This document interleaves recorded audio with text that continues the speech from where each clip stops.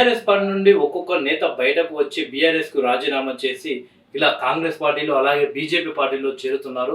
అయితే బీఆర్ఎస్ పార్టీలో ఎవరైతే కేసీఆర్ గారు అలాగే కేటీఆర్ గారు గత 10 సంవత్సరాలు ఇటు తెలుగుదేశం పార్టీలో ఉన్న నాయకుల్ని అలాగే కాంగ్రెస్ పార్టీలో ఉన్న నాయకుల్ని పార్టీలోకి తీసుకువచ్చి అప్పటికి బీఆర్ఎస్ అంటే అప్పుడు టీఆర్ఎస్ పార్టీగా ఉన్న టీఆర్ఎస్ పార్టీ ఎదుగుదల కోసం బలంగా పనిచేసిన నాయకుల్ని సైతం పక్కకు పెట్టి పక్క పార్టీలో గెలిచిన ఎమ్మెల్యేలను టీఆర్ఎస్ పార్టీలో చేర్చుకొని ఆ నాయకులకు పదవులు ఇవ్వడం జరిగింది. అయితే అప్పుడు అధికారంలో టీఆర్ఎస్ పార్టీ ఉన్నప్పుడు ప్రతిపక్షాలు లేకుండా చేద్దామని ఒక కుట్ర ఏదైతే టీఆర్ఎస్ పార్టీ చేసిందో ఆ పనులకు ఇప్పుడు ఆ శాపం తాకిందని చెప్పవచ్చు. మొన్న జరిగిన అసెంబ్లీ ఎన్నికల్లో బీఆర్ఎస్ పార్టీ ఓడిపోయిన తర్వాత ఆ పార్టీలో నేతలు ఎవరు మిగలడం లేదు. ఇప్పటికే చాలా మంది కీలక నాయకులు బీఆర్ఎస్ పార్టీకి రాజీనామా చేయడం జరిగింది.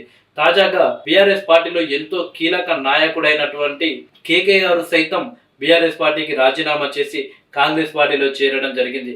అలాగే ఆయన వెంటే కేకే గారి కూతురు విజయలక్ష్మి సైతం బీఆర్ఎస్ పార్టీకి రాజీనామా చేసి కాంగ్రెస్ పార్టీలో చేరడం జరిగింది.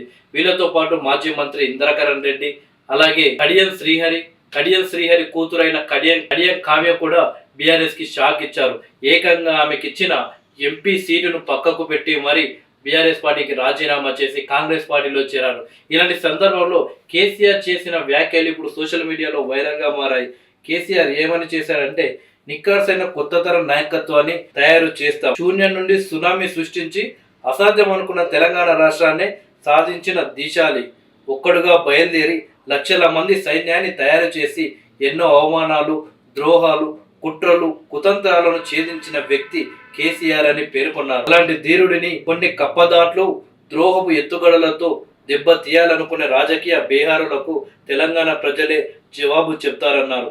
బీఆర్ఎస్ పార్టీని ప్రజలు గుండెల్లో పెట్టుకొని కాపాడుకుంటారని కేసీఆర్ అన్నారు. ఇది కేసీఆర్ చేశారు. ఏంటిది? శూన్యం నుండి సునామీ సృష్టించి అంట నిక్కార్సైన కొత్త తరం నాయకత్వాన్ని తయారు చేస్తాడని.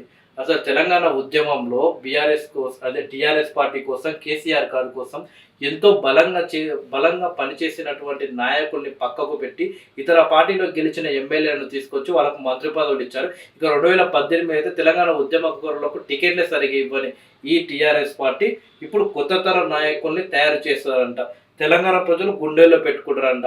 మొన్న జరిగిన అసెంబ్లీ ఎన్నికల్లో మీరు చేసిన పాపాలకు ఇప్పటికైనా బుద్ధి రావాలని చెప్పి కనీసం ఆ సీట్ అయిన బీఆర్ఎస్ పార్టీని గెలిపించారు. కానీ రాబోయే ఎన్నికల్లో అసలు బీఆర్ఎస్ పార్టీ తెలంగాణలో తెలుగుదేశం పార్టీకి పట్టిన గతే పడుతుంది. అసలు బీఆర్ఎస్ పార్టీ ఆనవాళ్ళు కూడా తెలంగాణలో కనిపించకుండా పోయే పరిస్థితులు మొత్తం భవిష్యత్తు వచ్చే అవకాశాలు ఉన్నాయి.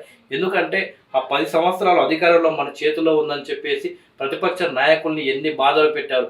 ఏదైనా ధర్నా చేద్దామన్నా, ఏదైనా దీక్ష చేద్దామన్నా హౌస్ అరెస్టులు. ఇక రేవంత్ రెడ్డి గారు అయితే రోడ్లపైకి వస్తున్నారు రేవంత్ రెడ్డి అని తెలిసే చాలు ఆయన ఇంటి చుట్టూ ఎంతమంది పోలీసులు కాపు కాసే వాళ్ళు ప్రత్యేకంగా చెప్పనక్కర్లేదు.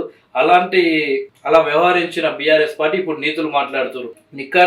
నిక్కార్సైన కొత్త తరం నాయకుల్ని ఏ రకంగా తయారు చేశారు. తెలంగాణ ఉద్యమకారులు ఎంతో మంది విద్యార్థులు కేసీఆర్ మాకు న్యాయం చేశాడు, తెలంగాణ వచ్చినాక మా బతుకులు బాగుపడతాయని ఎన్నో పోరాటాలు చేసి కేసీఆర్ కోసం పనిచేస్తే అధికారంలోకి వచ్చిన తర్వాత ఉద్యమకారులను అందరూ పక్కకు పెట్టిన వాళ్ళు ఇప్పుడు న్యాయం చేస్తారంట.